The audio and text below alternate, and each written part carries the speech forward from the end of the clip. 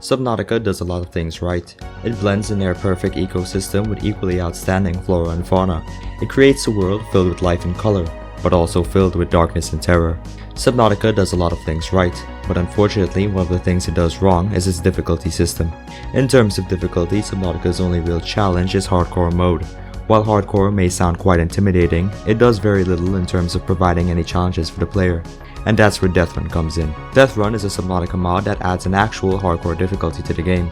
It adds new features and builds upon previous game mechanics, all with the intention of making your experience a living hell. Were you already dealing with inflation at your local grocery store? Well, now you can have inflation in Subnautica. So with this in mind, I strapped into my lifebot and decided to see what this mod had in store.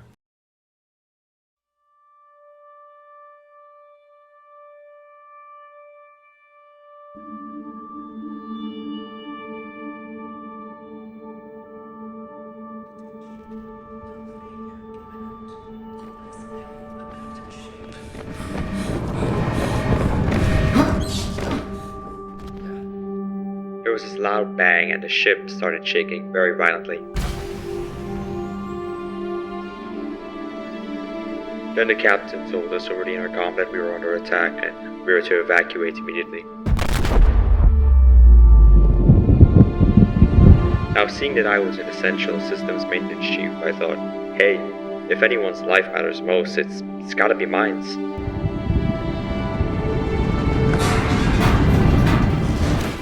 So I rushed straight to the lifebot bay and evacuated immediately,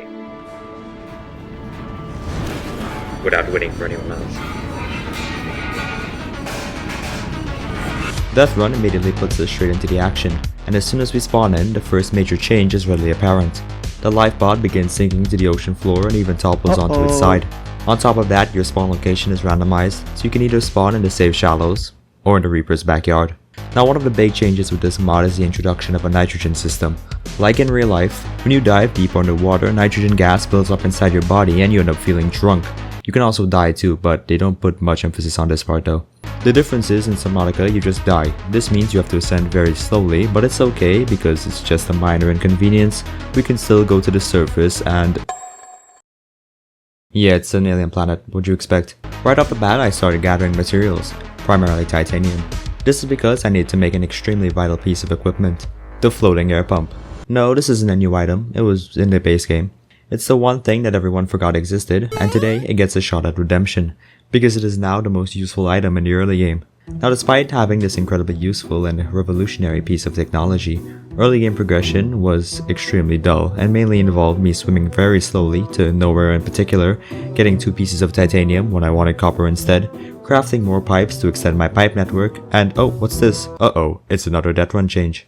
Introducing inflation. Now whenever you try to craft with a fabricator, it takes a whopping 15 power units, and on top of that, the lifebot regenerates power at the same speed it takes your mom to walk up the stairs. Thank you, Death Run, very cool. About 30 minutes into playing, I had finally unlocked the scanner. Unfortunately, it no longer comes with a free battery, and oh, what's this? The Aurora's gonna explode. Well, who cares? Wrong, you should care. Yes, this mod changes the Aurora's explosion too. If you're above 100 meters and the Aurora explodes, you die. On top of that, radiation begins to seep down into the ocean, because, yeah. This means even more inflation, since power consumption increases in the area with radiation. I wanted to at least get the Sea Glide before everything went to shit, as that would increase my productivity by a substantial amount. So with my new scanner, I scanned a ton of shit and unlocked the Sea Glide. I was ready to take on the world. Okay, maybe not. The next thing I wanted to craft was a habitat builder. This is because if I can make a base, I wouldn't have to worry about the power restrictions, since I'd be able to place down solar panels. Now this shouldn't be a problem, since the habitat builder is a fairly simple tool to acquire in the base game. Yeah, remember how I mentioned inflation? Well, here it is. It applies to crafting recipes too. I ended up having to dive down into jelly shroom caves to get back the tide, which wasn't so bad until I discovered yet another change. Diving suits don't matter in Subnautica. Pressure doesn't exist, and therefore, we'll be just fine. I can never win. I managed to get my hands on some magnetite, and I went back to base to get ready for the explosion. I extended my pipe network down to below 100 meters, and chilled by the floating islands in the dark with the bone sharks. The explosion went off, and I died to a bone shark anyways. But at least I got the radiation suit, which would help with the new issue of radiation and the pressure problems we experienced earlier. Back to the habitat builder. Finding lithium was going to be a slight challenge. Lithium is primarily found in shale outcrops, and these are primarily found deep underwater. But because I'm a Subnautica veteran, I remember that there was a place rich in lithium and many other resources. A little cave on a gun island. If you were wondering, this is where I spawned. Now the problem is, many of you who have played Subnautica might know that there is a certain piece of shit that likes to hang around a gun island. Now luckily for us, the subject in question usually favors this side of the island. So if we were to simply go around said island, in theory, we'd be perfectly fine.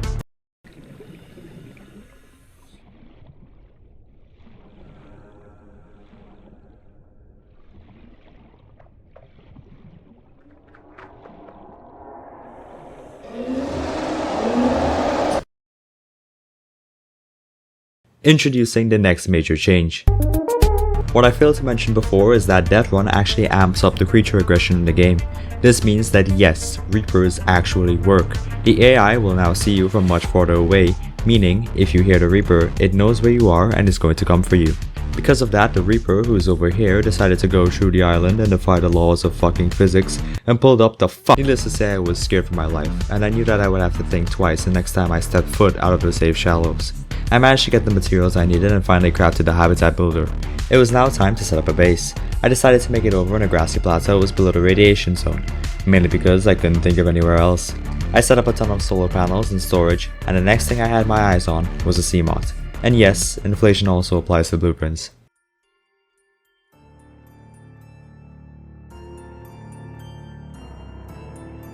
There were pieces of the ship scattered across the area, and fortunately they contained a lot of the supplies that I needed. And I'm not referring to the plant pots and benches. I was lucky that there were lots of fragments for the CMOD lying around. You know, as if the blueprints for this wouldn't already be stored on the PDAs beforehand. I found it extremely interesting that there were all these complex pieces of technology lying around, and yet no one seemed to know how to get the fucking flotation devices to work on the lifepod. It's absurd. In any case, I scanned a lot of the wreckages and stored the blueprints onto the PDA, and at one point I lost my bearings for a while. I had sort of gone into my own world, mesmerized by what I was doing. My brain had shut off and I had wandered into this sort of desert wasteland. That's when I saw it.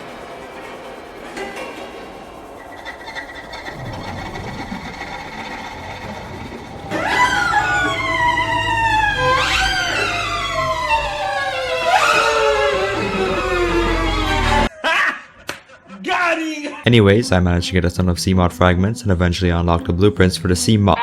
Needless to say, the CMOD was something we would not be crafting anytime soon. Now around this time I was kind of stumped as to how I was supposed to progress further into the game. It was clear that trying to do so through the traditional path of progression was not going to be viable with this mod. If only I didn't have to deal with all this radiation, maybe I'd be able to clear my mind and think for more than 5 seconds. Huh, that's it, the radiation. It wouldn't make any sense creating the CMOD because the radiation would render it pretty much useless. So instead I decided my next objective would be to repair the Aurora's drive core. Now this was not going to be an easy task, seeing as there is a Reaper guarding the only entrance to the Aurora, and we've all seen what happens when you get within a few meters of these assholes. So to combat this, I decided it would be a good idea to set my focus on another useful item, the stasis rifle. Stasis rifle fragments can be found in quite a bit of places, but the easiest place by far was going to be the floating island in the Degassi base. So I swam over there in the dead of night because my balls are bigger than the fucking moon. Unfortunately for me, there was only 1 fragment here and I needed 6. But not to worry, we have Google, and Google says there's fragments in this cave. I ended up getting pretty discouraged. Even though I've played through this game quite a bit of times, I'm still very fucking scared of it. Thalassophobia is a bitch, and so is inflation. Now I couldn't fix my fear of the ocean, but what I could fix was my financial position. Introducing the scanner. No, not the small one, the big one. Let me tell you right now, this thing right here is a game changer. It also sucks a lot of power. So I made more solar panels and then used the scanner to find more ingredients for more solar panels and more power and more panels and more ingredients, and there we go. The base might not have been the prettiest thing, but at least it was functional. With my new scanner room I was able to find endless materials, wrecks, fragments, everything. And it didn't take long for me to find that final stasis rifle fragment. All that was left to do was craft it. Oh my god! Alright, fuck the stasis rifle.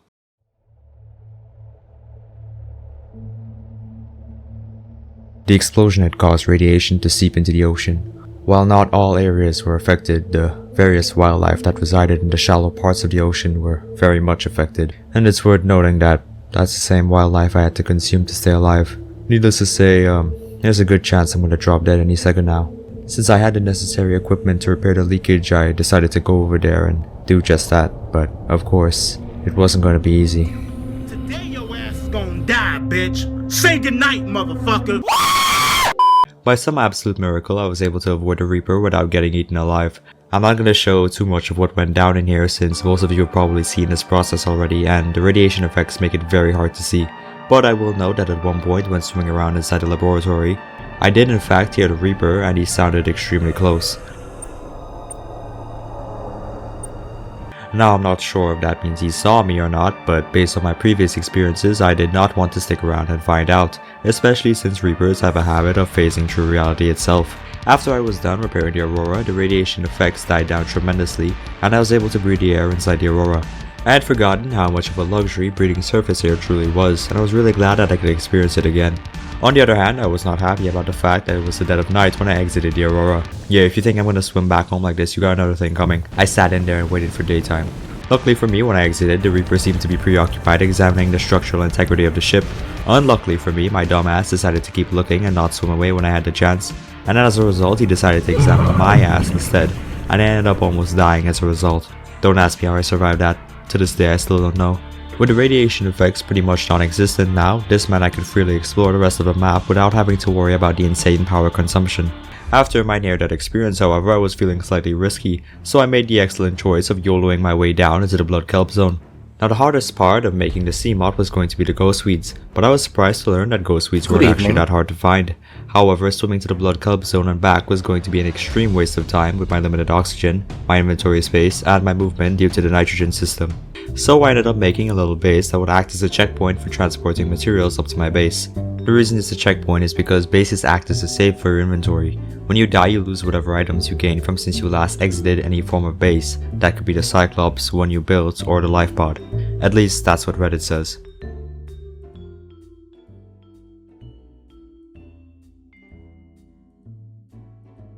The shallower regions of the planet were extremely rich in resources, but at a certain point I knew I was going to have to go deeper down because, I don't know.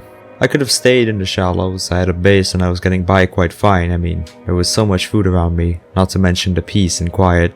But instead I decided to venture deep into this dark, ominous canyon. Now while I was down there, I knew from the beginning that I wasn't alone. There were faint shrieks off in the distance, but of course it was so dark I couldn't see a thing. At one point I thought I saw this eel-like creature, but it vanished almost immediately. I thought I was hallucinating. So I continued on and gathered resources that weren't readily available in the shallows. And as I was making my way back to base, well, how do I say this?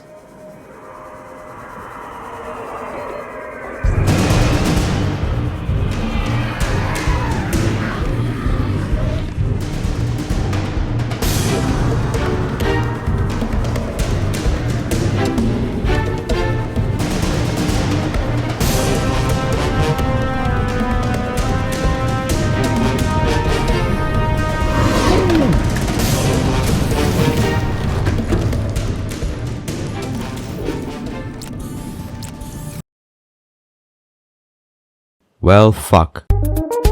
Needless to say, I was extremely shocked. Not only did this thing chase me all the way back to my safe house, but it planned a strategic ambush on me, since when was AI this advanced?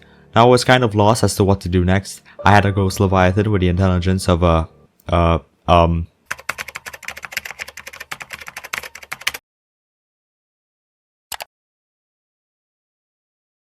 Humboldt squid screaming outside my door.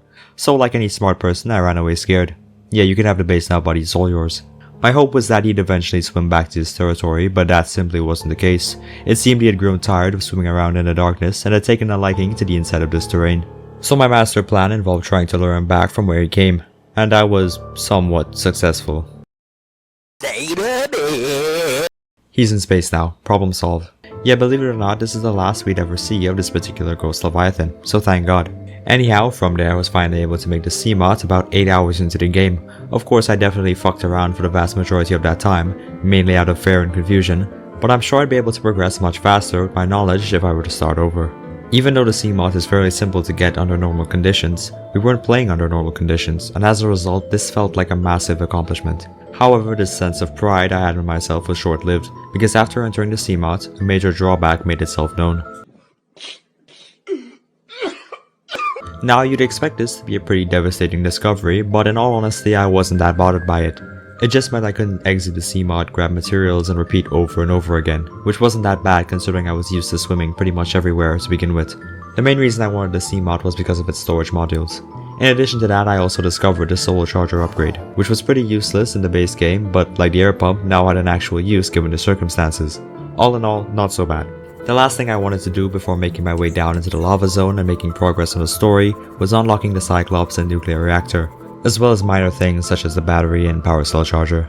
There were only a few wrecks I needed to explore again. The only ones that would remain after this were the ones located in the dunes and mountains, and I didn't care what they had in them. I was not about to journey over there. The Seamod helps out a lot here as it doubles as a mobile base for me to replenish my oxygen. If you're wondering where I am, I'm actually in the Sparse Reef. It's an area behind the Aurora, and this is actually the first time I'm visiting this place. For the longest while I thought this area was the mountains, but I was wrong. It's extremely creepy, but it's actually one of the more safer regions on the map. I didn't find any Cyclops fragments here, but I did find something that I desperately needed: the reinforced dive suit. Seeing as this mod has added pressure, the reinforced diving suit also has a new use, as well as upgrades which we'll follow up on later. But back to the issue of the Cyclops. My worst fears had come to fruition.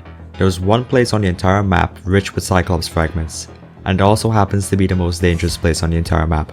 Actually, the most dangerous place is probably the Void. Alright, well then it's the second most dangerous place. Actually, that's the dunes. The third most, the mountains. Fine, it might not be the most dangerous place, but it's not a fucking kindergarten, okay? Actually, a kindergarten might be worse. Behind the Aurora, there are a fuck ton of engine fragments. And Reapers. I had honestly been putting this off for far too long, and I didn't want to wait another 8 hours to unlock another vehicle. So I swallowed my pride and rode in. The scary part isn't actually seeing the Reaper, it's not seeing the Reaper. Because once you see him, you can just stasis rifle his ass and go along with your day. But because creatures have a habit of going into the floor, it's more terrifying when you don't know where they are. I'm pretty sure I just defined terror, but I don't know, I'm not an expert, just a test subject. I managed to get all the engine fragments I needed and made sure to let the Reaper know that I had just stolen his shit. Needless to say, he wasn't too happy, but at least you don't lose blueprints when you die. Finally, the last set of blueprints I needed was the hull fragments, which are usually extremely easy to find around the Mushroom Forest, but in true Deathrun fashion, these ended up being the most difficult to find. I went in the forest, I went by the Reaper, on 2 occasions by the way. Nothing. It was insane. It drove me insane, to the point where I started going to the other side of the Aurora. Okay, maybe not that insane. And once again I was stumped, because this is where everyone goes to find hull fragments, and I only found 2, out of 5. But in my moments of despair I knew there was one strategy I could execute, one shoulder I could lean on for help, and that was YouTube. Now interestingly enough, there is another wreck in the Sparse Reef which allegedly contains a large quantity of hull fragments. So being the intellectual that I am, I went into the dead of night to look for a wreck which I didn't know existed, and a place which I only recently learned existed. Oh, and on top of that, it happens to be right next to the most dangerous place on the planet, so yeah. But with all that in mind, I kept on, and sooner rather than later, I struck gold. Hull fragments, prawn suit fragments, a shield generator, everything as far as the eye could see. There was a fucking warper here too, but I paid him no mind. I kept on scanning. Propulsion arm? I don't know what the fuck it does, but I'll take it. And with that, I was done. I'd gathered every major blueprint that I was going to need, and it was finally time to begin our descent. Now as you probably guessed by now, both these vehicles were not going to be cheap in any way. But here's the twist, they actually were. Because I had been gathering so many materials for so long, I basically not only had an unlimited supply, but I also knew where to find each material. So in other words, I had an unlimited supply. I made a base near the entrance to the Lost River, and seeing as the Ghost Leviathan, who previously owned this territory, left it in favor of space travel, I thought it'd also be a good idea to use this as my main entrance to the Lost River. However, my plans were almost soiled when I saw there was yet another Ghost Leviathan living in the cave below. Luckily for us, however, this one was the polar opposite to his former companion. He seemed content with his current living situation and didn't bother to chase me all the way to the surface. Down here, I was able to get my hands on the last set of items I needed for the Cyclops, as well as the upgrades for the diving suit. If you're wondering what it is, you basically have to scan river prowlers and get their scales using a knife. The next upgrade is more or less the same, only with lava lizards. I made my way back home, and after 14 hours, I was able to craft a prawn suit and Cyclops. And then I had to grind some more because remember, you don't get free batteries with tools or vehicles. I had to grind more materials for 8 power cells, a minor inconvenience that ended up taking a pretty long time. I'd argue the real challenge was finding 16 diamonds for power cells. After that, I went ahead and turned the Cyclops into a mobile home and said goodbye to my original home. It was finally time to begin our descent to the Lost River and the Lava Zone. I of course made upgrades for both vehicles, the main one being the decoy tube. Remember, even though I got rid of the Ghost Leviathan, there was still another one down there, and if you saw me, it was gonna be game over.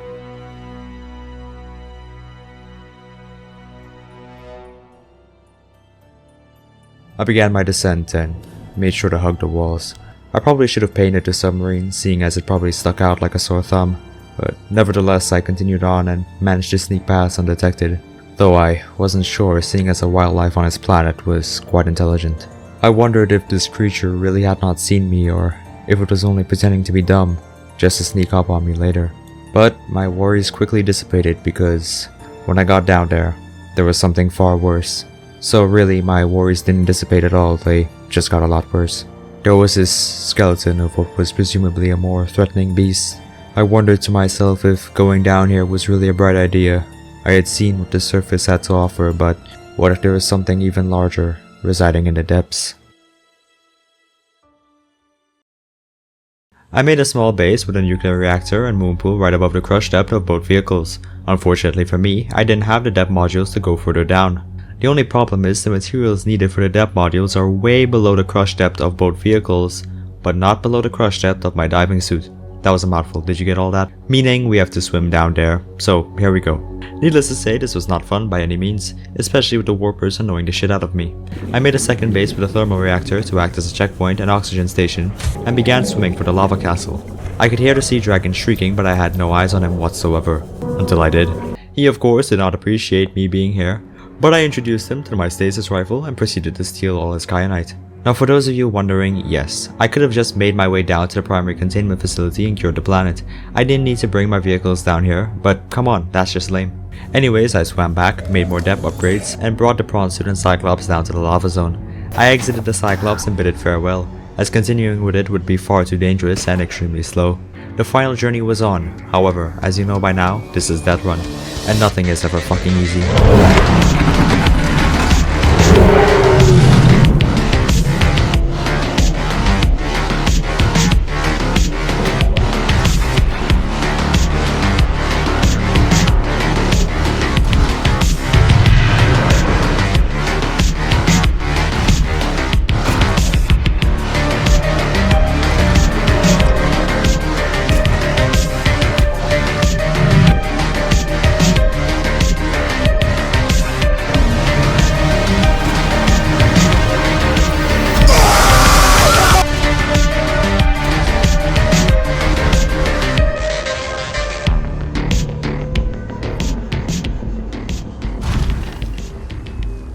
Safe at last. Fuck off. I jumped into the Sea Emperor's containment and got the enzyme blueprints and went through the portal to relive my PTSD. And then I crafted the enzyme, nothing too interesting.